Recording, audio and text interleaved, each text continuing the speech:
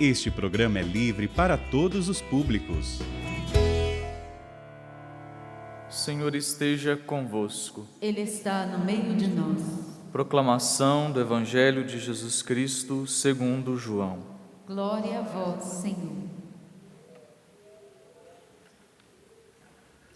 Naquele tempo, disse Jesus aos judeus: em verdade vos digo, se alguém guardar a minha palavra, jamais verá a morte. Disseram então os judeus: agora sabemos que tens um demônio.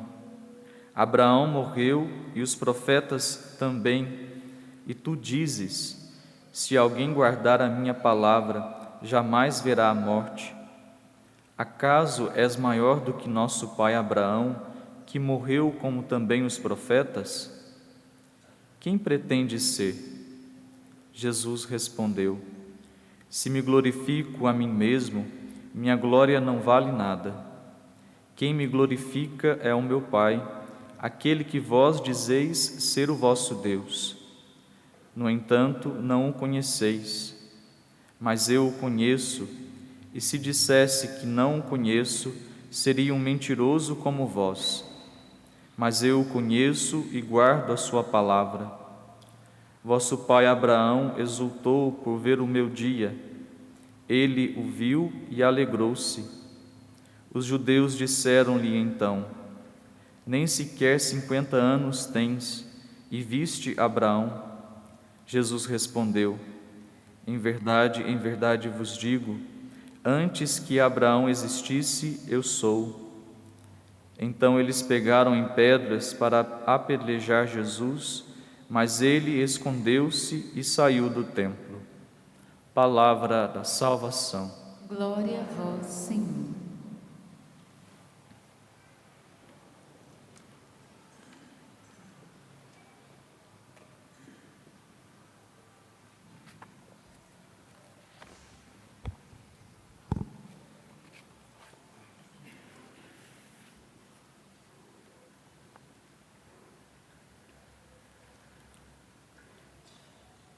Mestre, quando chegaste aqui?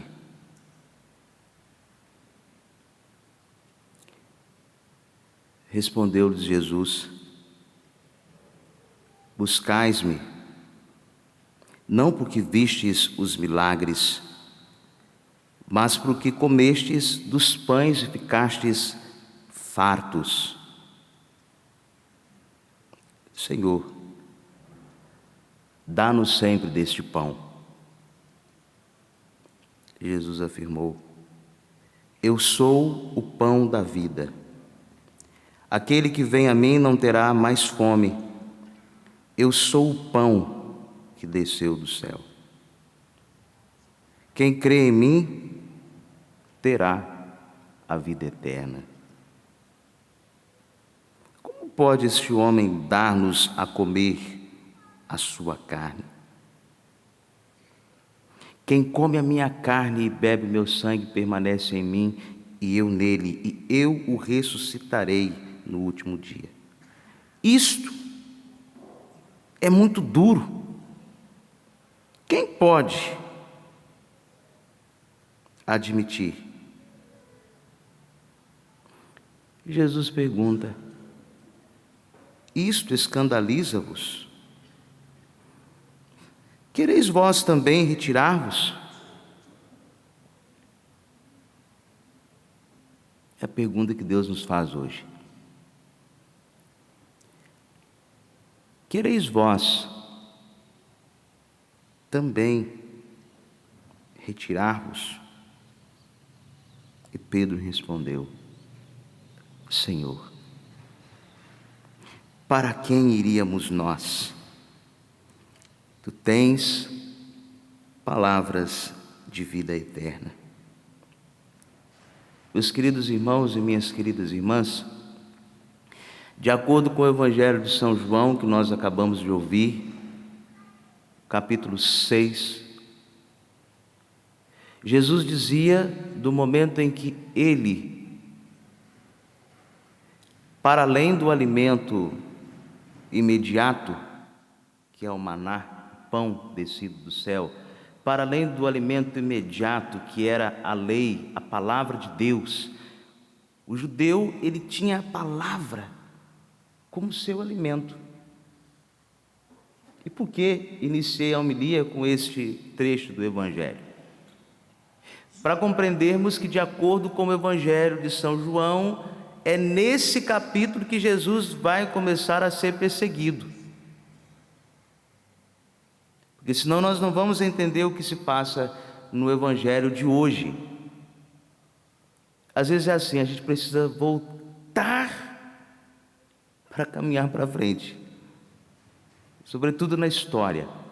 E Deus, Ele hoje, mais uma vez, Ele entra na história da humanidade sem sufocá-la. Antigo Testamento, primeira leitura que nós ouvimos. E tornou-se homem por amor. Novo Testamento. Tornou-se homem por amor e não para dominar a humanidade. E este pequeno resto, primeira leitura, é hoje alimentado a partir dos acontecimentos. É neles que Deus alimenta o povo. Aqui está uma resposta ao tempo atual. Nós ficamos nos perguntando: nossa, se não bastasse a pandemia, agora a guerra. Para alimentá-los, afirma o salmista, em tempo de penúria. Deus nos alimenta, à semelhança do alimento que o povo de Israel, este pequeno resto. Mas agora, após a Páscoa, Cristo é o alimento. Não um alimento momentâneo, não. Ele é o pão da vida, afirma o evangelista São João. Ele é o alimento necessário neste tempo, conhecido como tempo das vacas magríssimas, tempo de penúria. É nesse tempo que Deus novamente entra na nossa história para nos alimentar.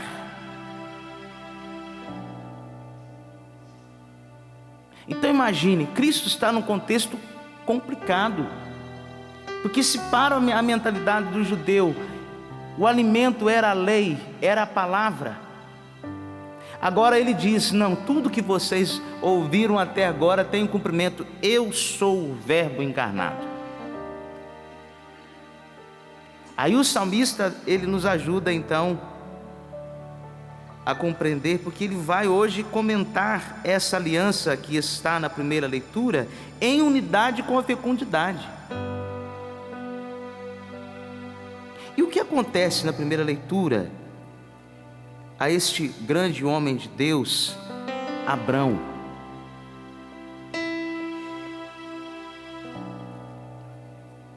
Ao entrever o câmbio do nome de Abrão para Abraão, parece-me um pouco superficial, ou em outras palavras, parece-me um pouco artificial essa alteração do nome, ou seja, algo produzido pelo homem.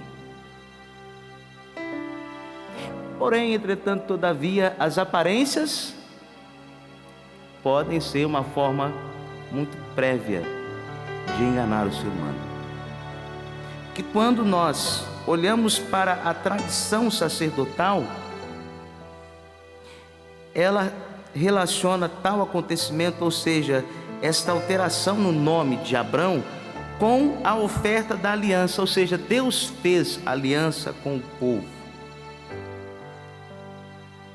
E aqui não traz consigo a aliança apenas um punhado de terra. Muito pelo contrário. Ao trocar o nome, Deus consagra uma nova e eterna relação do povo de Israel para com o Deus único. E Abraão agora é este pai da fé. A história dele é muito conhecida. eu quero trazer aqui um dado para falar sobre a relação que Deus ele sempre quis se relacionar com o homem. Quando no livro do Gênesis, Deus faz uma bendita pergunta a Adão, para ver que essa relação não começa agora com Abraão, não. A aliança ela começa lá naquele primeiro instante em que Deus criou o primeiro homem. E ali o Senhor chamou Adão: onde estás? E a Quaresma pergunta-nos, essa semana das dores pergunta-nos: onde estás? No seu relacionamento novo com o Eterno. Onde estás? E qual será a nossa resposta? Será que responderemos como Adão: Senhor, ouvi teus passos, ouvi tua voz, e tive medo, escondi-me? Quantos de nós estamos tentando nos esconder de nós mesmos e nos esquecemos que de Deus nós não podemos nos esconder? Deus nos vê. O salmista diz que Deus ele se inclina para olhar todos os nossos atos, e por todos eles Deus se interessa, não é apenas pelos bons. Deus se interessa por todos os nossos atos, por mais que eles sejam os piores, porque Ele sabe que todos nós carregamos dentro de nós esta raiz adâmica, do homem que se afasta de Deus, do homem que agora sente vergonha, que ouve a voz de Deus e tem medo. Se Pedro vai perguntar lá à frente: Senhor, a quem iremos nós? Tu tens palavras de vida eterna. Muitos de nós estamos dizendo: Senhor, eu quero fugir da tua palavra, porque a palavra ela questiona-nos, interpela-nos, ela exige de nós uma resposta. E qual será a nossa resposta? Já não somos mais alcançados pela palavra. Parece-me que a palavra ela cai sempre em terreno pedregoso. Prepara-te para ser novamente interpelado pela palavra. A quem iremos? A quem iremos, Senhor? Tens palavras de vida eterna. E o salmista diz: buscai constantemente o que? A face de Deus. É o salmo de hoje. Se até aqui nós não buscamos, hoje é o dia no qual nós devemos colocar o nosso coração em Deus, buscar a face de Deus, porque nós estamos, repito, num tempo de penúria, e mesmo assim Deus nos alimenta, não nos falta nada. E se você tem de sobra, ofereça a quem não tem. A quem iremos nós? Cristo hoje, a palavra diz que Ele sobe em segredo a Jerusalém, ou seja, a palavra em movimento. E acontece no Evangelho esse diálogo, confronto. Deus hoje veio realizar conosco pela palavra esse diálogo, confronto. Ele confronta-nos. Até que ponto também nós somos capazes de guardar a palavra de Deus para vivermos? Até que ponto nós também não somos capazes de desconfiar de Deus? Quem pretende ser é o Evangelho de hoje. E Jesus pode dizer a nós: no entanto, não o conheceis, o Filho de Deus. Nós podemos até nos julgar conhecedores, mas pode ser que venhamos a ouvir: quem me glorifica é o meu Pai, aquele que vós dizeis ser o vosso Deus. No entanto, não o conheceis, não conheceis nem ao Pai, muito menos ao Filho. Pode ser que Deus nos diga isso hoje. E qual será a nossa conclusão? Ou nós estamos no número daqueles que pegaram em pedras, afirma o Evangelho, para lapidar. Se por um lado aparece Abraão na primeira leitura, agora aparecem os descendentes de Abraão no Evangelho, recolhendo pedras para lapidar Cristo. Será que nós hoje não estamos à semelhança destes descendentes de Abraão, com pedras nas mãos para lapidar Cristo? Será que nós hoje não trazemos para a missa as nossas pedras? Mas a tirar pedras, Jesus afirmou no Evangelho que não faz ninguém mais santo, não faz ninguém melhor, não edifica. O que é que você tem no seu bolso? Mas para além do bolso, o que é que você tem no coração?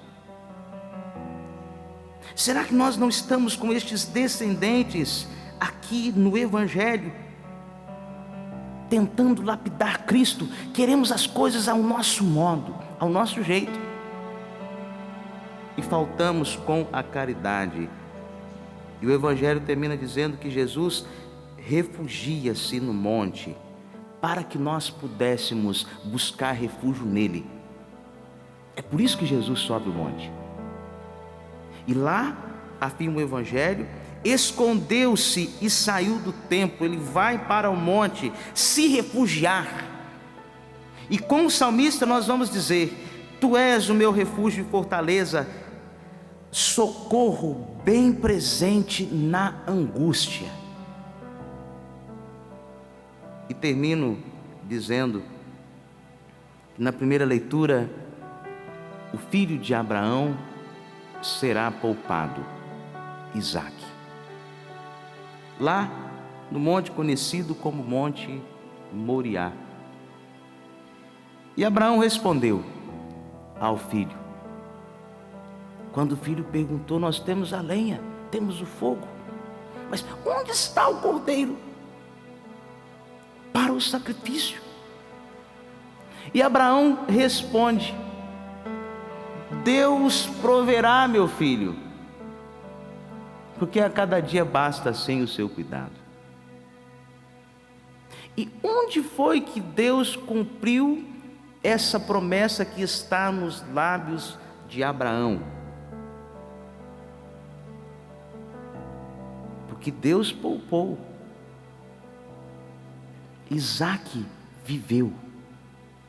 Não é o Isaque filho do Rubão e da Tânia, mas é o Isaque bíblico.